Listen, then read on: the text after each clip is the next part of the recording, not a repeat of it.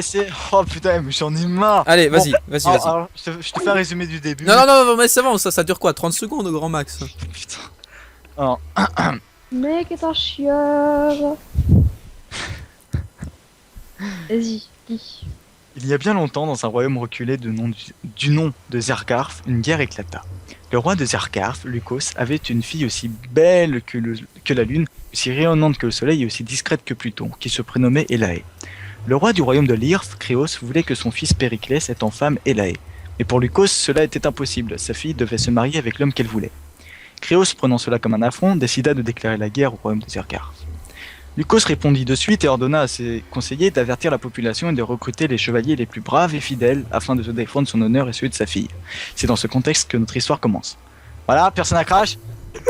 Si Ice, mais c'est pas grave. Ice, il a crash, mais on s'en bat les couilles, il continue. Chapitre 1, Nirg. Nirg, tu vas où? Écoute, Kilas. Attends, Fox, c'est le livre que tu m'avais passé là sur Minecraft? Oui. Le livre que j'ai jamais lu? Oui. Ah, d'accord. C'est pour ça. Bon, maintenant on recommence. Non, non. Écoute, Kilas, je vais aider mon frère. Je dois faire sortir les poivrons de sa taverne comme toutes les après-midi. Il ricana. Je sais, mais avec ta carrure, tu devrais être soldat, voire chevalier. Kilas n'eut pas le temps de finir sa phrase que Nirg était déjà parti. Il devait marcher pendant 1 heure pour atteindre la taverne de son frère. Et qui est venu là? C'est qui est venu? Ah non, c'est vrai que c'est parti. Il devait marcher pendant 1 heure pour atteindre la taverne de son frère et regrettait un peu d'avoir aidé Kilas à entrer les bêtes de son troupeau. Pendant son trajet, la phrase de Kilas trottait dans sa tête. La carrure d'un soldat ou d'un chevalier. Bien sûr qu'il y avait déjà pensé, mais il ne le pouvait. Il n'était ni riche, ni de sang noble pour être soit l'un, soit l'autre. Et il continuait à marcher en y réfléchissant. Au bout d'une bonne heure de marche, il voyait enfin la taverne, et les ivrognes qu'il devait faire sortir. Son frère, le voyant par sa fenêtre, sortit et se dirigea vers lui. « Tu viens faire ta besogne quotidienne ?»« Je suis payé pour ça. » Nirg se dirigea vers les ivrognes et comme à son habitude, les fit partir sans utiliser la force. Sa carrure leur suffisait. Après qu'il ait reçu ses 20 pièces d'or quotidiennes, il se hâta de rentrer à sa cabane qui se trouvait aux environs du centre du village. En passant dans une rue, il vit une affiche. Demain, un grand tournoi à la demande du roi Lucos se déroulera devant le château du seigneur. Venez nombreux. Nirg avait enfin trouvé ce qu'il allait faire le lendemain. Chapitre 2. Le tournoi. Nirg se leva de son lit. Le coq n'avait pas encore chanté. Le village était calme et silencieux. Nirg s'habilla et prit son petit déjeuner, du pain et du lait. Il attendait avec impatience le tournoi. En attendant, il avait décidé d'aller au marché pour faire ses courses. « Installez-vous dans les tribunes, le tournoi ne va pas tarder !» Nirg se pressait de s'asseoir. Il adorait les tournois. Cette passion, il l'a eue de son père, qui l'avait emmené en voir un lorsqu'il était enfant. Les tribunes s'étaient remplies en moins de 15 minutes. Un tournoi, on n'en voyait pas tous les jours. Lorsque le conseiller du roi, qui avait demandé l'organisation du tournoi, vit que tout le monde était présent, se dirigea vers le centre de la piste. Tout le monde l'applaudit. Et il fit signe d'arrêter et d'une voix grave. « L'heure n'est pas à l'amusement. Si j'ai organisé ce tournoi, c'est à la demande du roi. L'heure est grave. Le royaume de Lyrf décide de nous attaquer. Le roi m'a demandé d'aller de village en village afin de recruter les plus braves chevaliers et soldats pour cette guerre. Les hommes volontaires à se battre aujourd'hui et sur ce terrain pour être sélectionnés se verront équipés et payés pour partir en guerre. Je vais vous demander de vous lever, vous, les hommes volontaires. » Nirg n'y croyait pas. Il pouvait réaliser enfin son rêve d'un coup. Fini le nettoyage de la taverne, fini les aides pour Kilas, fini sa vie de paysan. Il avait une telle joie qu'il ne se leva pas, mais il sauta sur ses jambes. Il allait tout donner pour son rêve. « Descendez sur le terrain, voilà, donc vous êtes 16 hommes, on peut les applaudir. Seuls les plus forts et les plus braves pourront se voir acceptés. Vous allez combattre en duel et les 2 finalistes seront pris d'office et les autres seront élus par rapport à leur démonstration. » Nirg n'eut pas de mal à arriver en demi-finale et ça, le conseiller l'avait remarqué. Son adversaire devait faire 2 mètres et était plus costaud que lui. Son nom était Goliath. Et il était venu exprès pour le tournoi car personne ne le connaissait. Nirg commençait à paniquer. Comment devait-il faire? Il n'eut pas le temps de réfléchir que Goliath s'était jeté sur lui et le frappait au sol. Nirg prena du sable et le jeta au visage de Goliath. Son assaillant se releva et se mit à se gratter les yeux. Nirg se leva et sauta. Durant son envol, il asséna un coup violent au front de Goliath. Il tomba raide par terre. Il était assommé. Nirg était finaliste et donc sélectionné. Le soir même, il fut convié à une fête d'honneur, en honneur au tournoi, mais dès le lendemain, il devait partir. Il devait rejoindre le convoi qui devait emmener les soldats sélectionnés à la caserne, afin de les préparer. Dans le chariot qui devait l'emmener à la caserne, Nirg fit la connaissance de Rudis, l'autre finaliste. C'était un homme robuste et un peu plus grand que Nirg. Ses multiples cicatrices sur le visage et les bras provoquaient chez Nirg de la fascination. Elles sont fascinantes, je le vois dans ton regard. Oh, excusez-moi, répondit Nirg, se sentant gêné. Ne t'excuse pas, tu n'es pas le premier qui les regarde comme ça. Si tu veux, je peux te raconter leur histoire. Pourquoi pas, ça fera passer le temps du voyage. Attends, juste, je te coupe. Oui. En fait, je sais pas, mais j'ai l'impression qu'il parle de ses boules. Enfin, Quoi? ne regarde pas, elles sont super imposantes. Ouais, enfin, bref, tu peux continuer. Non, elle est sérieuse. Dans ma tête, c'était ça. Vas-y, laisse-le parler là. Cela remontait à l'époque où j'étais soldat. Je devais attaquer un fort avec 5 autres gaillards. Tout allait bien jusqu'au moment où mes 5 compagnons se retournèrent contre moi. Ils étaient alliés avec les personnes du fort. J'ai dû combattre au moins une vingtaine de personnes. Les coups d'épée et les flèches fusaient. Je ne pouvais les éviter. Quand il n'en restait plus qu'un, je chargea sur lui, et dans un dernier espoir de m'avoir, il sauta sur le côté et donna un coup de son glaive sur mon bras. Mon sang vola et le sien aussi. Je l'avais tué en lui tranchant le cou, mais je me vidai de mon sang. Je pris un drap qui se trouvait dans le fort, et m'en fis un garrot. J'ai vagabondé pendant 30 minutes sur nos routes afin de trouver de l'aide, et c'est là que j'ai trouvé un médecin qui voyageait de village en village. Je ne recommencerai pas, de village en village, afin de louer ses services. Quand il m'a vu, il s'est empressé de m'aider, et c'est ainsi que j'ai pu survivre à cette bataille. Nirg écoutait l'histoire de Rudis et fut admiratif. Quand Rudis avait fini de montrer ses cicatrices à Nirg, le cocher avait arrêté le chariot. « Descendez, vous êtes arrivés !» Nirg et Rudis sortirent et furent stupéfaits de voir la grandeur de la caserne. En effet, la caserne était immense. On pouvait voir des chevaux dans leurs écuries, des soldats s'entraînant, des forgerons qui fabriquaient des armes. Tout vivait dans la caserne. Chapitre 3, la voie. Voilà. Nirg avait reçu des précisions sur sa mission. Il devait partir de nuit avec Rudis et espionner une caserne ennemie qui se trouvait à 4 heures de là, à cheval. Pardon. Il devait faire un rapport sur les effectifs et leurs armes.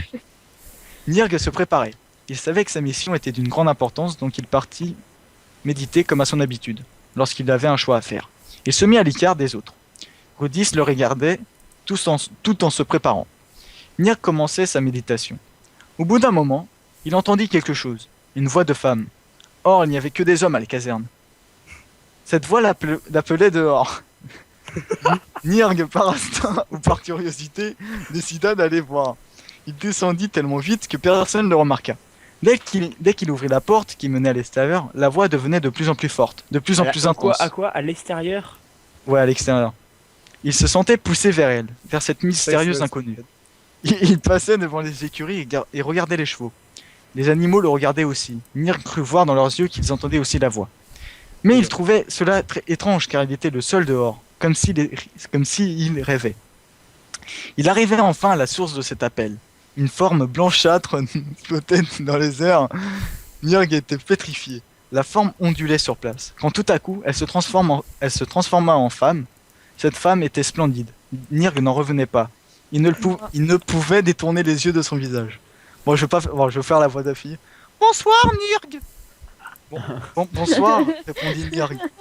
Je me présente, je suis Daela, une des 7 divinités. Je suis là pour toi, pour t'aider. Nirg était paralysé. Une divinité se trouvait en face de lui.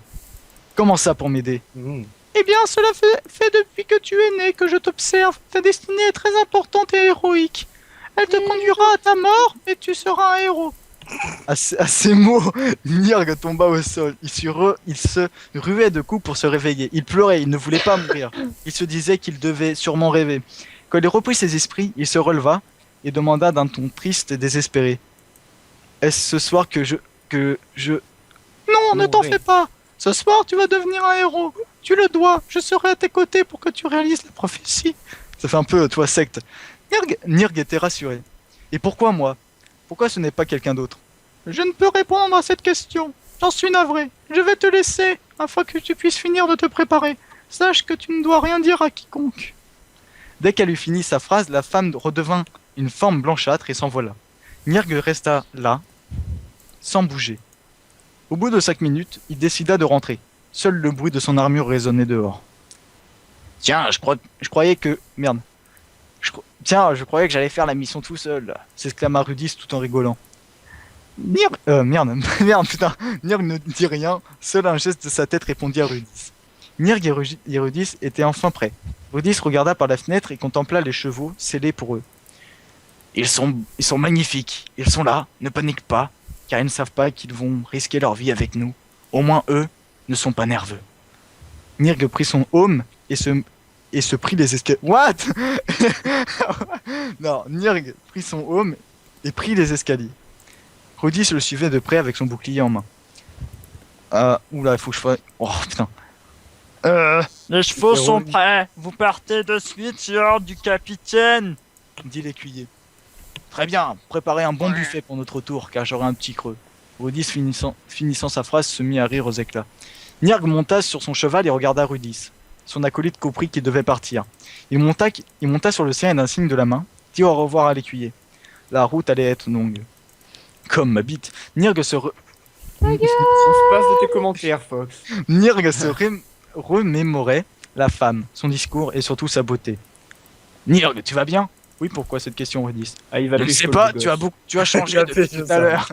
Tout à l'heure, je t'ai vu partir vers l'écurie à travers la fenêtre et tu étais tout blanc quand tu es revenu. Qu'est-ce que t'as vu? Rien de bien intéressant. J'ai vu J'ai vu un- ta mère. J'ai vu ta mère. Et t'es bonne.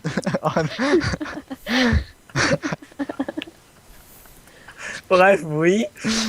Rien de bien intéressant. D'accord, bon, tu es prêt? Je veux dire, tu as tous tes esprits pour la mission? Oui, je suis prêt. Au bout de 4 heures, il voyait enfin la caserne ennemie. Une montée d'adrénaline avait submergé Nirg et Rudis. La caserne n'était pas très grande, ni très animée. Elle avait plutôt l'allure d'un avant-poste que celle d'une caserne. Nirg et Rudis firent le tour afin de marquer sur une feuille ce qu'ils voyaient. Ils avaient marqué une 50aine de chevaux et au moins 100 hommes. Petite forge se trouvant à l'entrée. Peu d'armes stockées. Rudis et Nirg se regardèrent avec de la satisfaction car leur mission s'était déroulée sans problème. Enfin, c'est ce qu'ils pensaient. Vous deux là, sur les chevaux, venez ici et déposez vos armures ainsi que vos armes. Un garde les avait remarqués et avait donné l'alerte. La caserne s'était réveillée. Les soldats étaient devant l'entrée avec des armes et des protections. Fin. Voilà.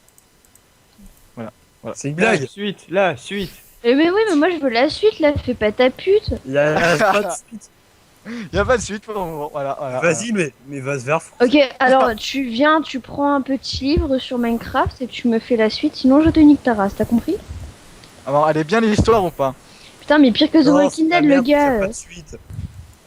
Mais voilà, tu nous fous un putain de suspense, nous on est là. Tu vois, Va te je vais faire dormir. foutre. J'arriverai pas à dormir, je ferai putain, est-ce qu'il survit? Est-ce qu'il survit? Est-ce qu'il survit? Est-ce qu'il survit? Allez. Mais non, mais faut que t'écrives la suite. Mais c'est pas aussi bien quoi. Mais Enfin... si, oh, tu devrais faire une web série. La meuf. T'as jamais Ouais, dit c'est que l'inva... Oh tu devrais faire putain. une web série? Non mais c'est des psychopathes les creepers, mon gars. Ouais, Zedix. T'as jamais dit que tu devrais faire une web série un jour? Ah mais je pense que t'as les talents pour. Hein. Je pense que tu pourras T'as appeler les ça talons pour. la rédemption, mon ami, la rédemption. Non, Moi, je pense même que le tavernier il pourra rigoler en disant bonjour. Les gars, les gars, les gars. Ah, ça, Qu'est-ce que je vous sers? Mais attendez, je vous connais? Attendez, laissez Ice parler. Sam, il est dans la conf ou quoi là? Non. Ah putain, j'ai cru l'avoir entendu, je me suis dit putain, ça y est, ça repart. Vous avez vu que sur la photo qu'il a mis sur Facebook, enfin où il est sur Facebook, vous l'avez vu? Où c'est un anniversaire. Oui, c'est Ouais, où il a la bouteille de. Oui. Tu vois, t'as une bouteille sur la table et qui c'est qu'il a dans les mains? C'est ça. On a vu ça, on a fait oh putain. Gros pervers. Ah, d'accord, le mec Ça il me fait donne les mains. personne. C'est un pervers. Direct. Bah attends, t'as vu comment il tient la bouteille? Moi j'aime bien les bouteilles. La bouteille, ça le pervers. Mais. Oh, j'adore les bouteilles, surtout quand j'enlève le bouchon. Oh. Oh, ta blague a fait crash Zedix quand même. Hein. Là, il a été se taper une bouteille là. Oh, non. Ah, il a pas pu se retenir. On a parlé de bouteille là. Oh. Oh, il y en a 5 autour. 6 autour de moi. 1, 2, 3, Oh. 4, 5, 6, 7, 8. Il y en a 8 autour de moi. Oh, Arrêtez, il y a je l'infusion. commence à avoir peur. Il y a l'infusion de mer rouge à côté de... Oh. Ah, Euh... ah.